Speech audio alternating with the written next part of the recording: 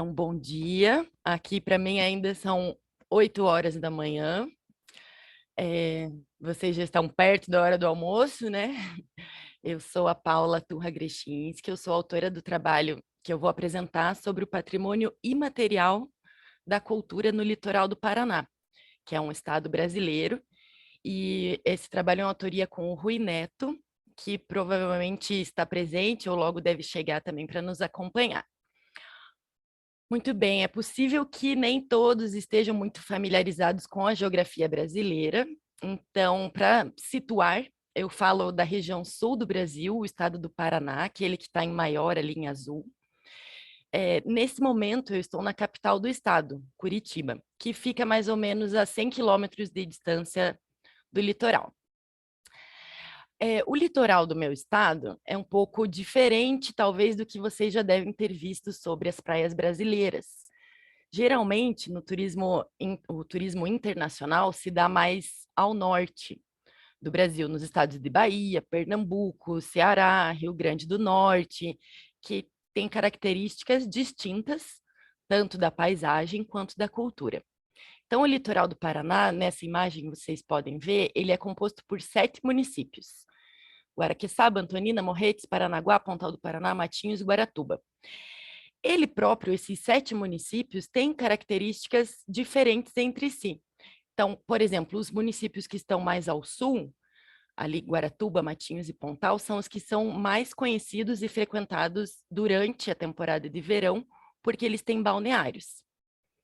E aí é essa imagem aí que ilustra a característica do litoral sul do Paraná. Porém, o litoral do Paraná não é composto só por praias e balneários. Existem elementos culturais importantes em todos os municípios e eles nem sempre são de conhecimento da maioria dos turistas, dos veranistas. Eu vou dar exemplo nessa apresentação de 3 patrimônios culturais e materiais que são reconhecidos pelo Instituto de Patrimônio Histórico e Artístico Nacional. Então, o primeiro, que está na imagem, é o fandango. O fandango, ele num primeiro momento foi trazido por colonizadores portugueses e espanhóis, porém aqui no Brasil ele tem características específicas de influência indígena e também do povo caiçara local e da cultura local. Em comum com o fandango europeu, tem o fato de envolver música com instrumento de corda, a dança, o sapateado. Nessa imagem dá para ver o rapaz com um tamanco típico e específico da dança do fandango. O segundo elemento imaterial da cultura é a cachaça. Cachaça é uma aguardente de cana feita no Brasil. Também tem um dedo de portugueses, porque a cana foi trazida por esses colonizadores. Mas a cachaça em si é patrimônio histórico e cultural do Brasil, e esse nome, cachaça, só pode ser aplicado ao que for produzido no Brasil. Mesma coisa com champanhe na França, por exemplo. O município de Morretes, que fica no litoral norte do Paraná, é desde sempre um grande produtor de cachaça. O terceiro exemplo, que também é um elemento gastronômico e também tem influência portuguesa, é o barreado. Vem a ser um cozido de carne num ponto que ela fica desmanchando, mas ele não é só isso. Ele é considerado um prato típico paranaense e patrimônio cultural imaterial do Paraná por causa do modo de preparo. Então, o tradicional tem que ser numa panela de barro como essa. O modo de servir acompanha, por exemplo, a farinha de mandioca, que está ali ao lado, banana e alguns ingredientes que são típicos da culinária caiçara. E a partir desses 3 exemplos, embora eu pudesse continuar citando outros exemplos de patrimônio cultural e material, o trabalho que eu estou apresentando teve o objetivo de investigar que ações têm sido desenvolvidas por parte do poder público visando o desenvolvimento do turismo sustentável para promover e divulgar esse patrimônio cultural e material na região turística que a gente chama Litoral do Paraná. Para fazer essa investigação, nós realizamos uma análise de conteúdo em portais da internet dos órgãos oficiais de turismo do Brasil e do estado do Paraná. Então, são aqueles que estão elencados ali. É a Detour Litoral, que é a Agência de Desenvolvimento do Turismo Sustentável do Litoral, a Paranaturismo, que é vinculada à Secretaria de Turismo do Estado, e o Ministério do Turismo. Então, o que esses três órgãos, né, os portais da internet desses três órgãos, promovem sobre o turismo no litoral do Paraná, e se estaria ali incluído esse patrimônio cultural e material. Esses órgãos, eles não são responsáveis só pela divulgação do turismo, né? Eles também fazem as políticas públicas para o turismo e promovem o Brasil, inclusive internacionalmente, né?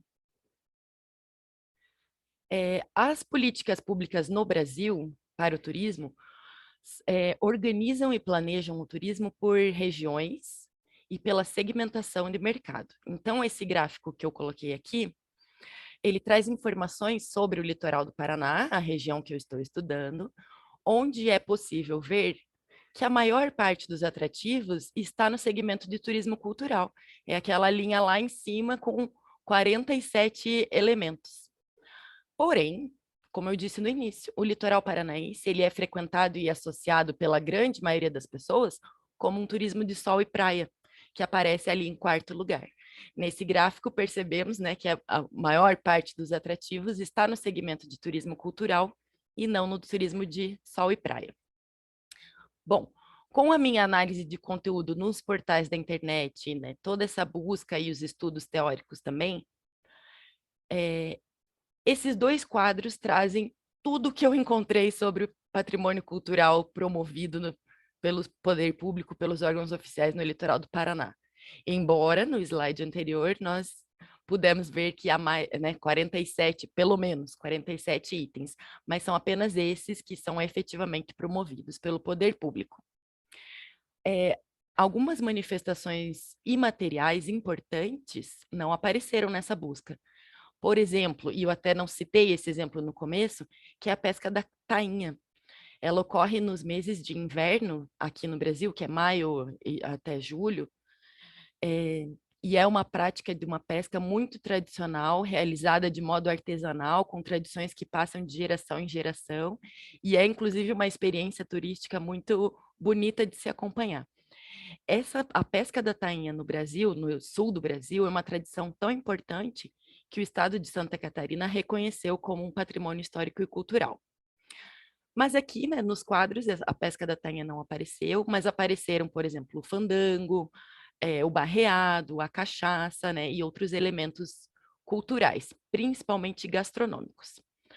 A grande questão que a pesquisa mostrou, na verdade, é que o turismo de massa, o que acontece nos balneários durante a alta temporada, é o mais promovido e divulgado, enquanto esse outro tipo de turismo, mais relacionado a turismo de base comunitária, que acontece em comunidades e está relacionado a manifestações culturais das comunidades, e que configura um tipo de turismo mais sustentável, né, menos impactante para o ambiente e socialmente também, é um tipo de turismo que tem menos projeção nacional e internacional.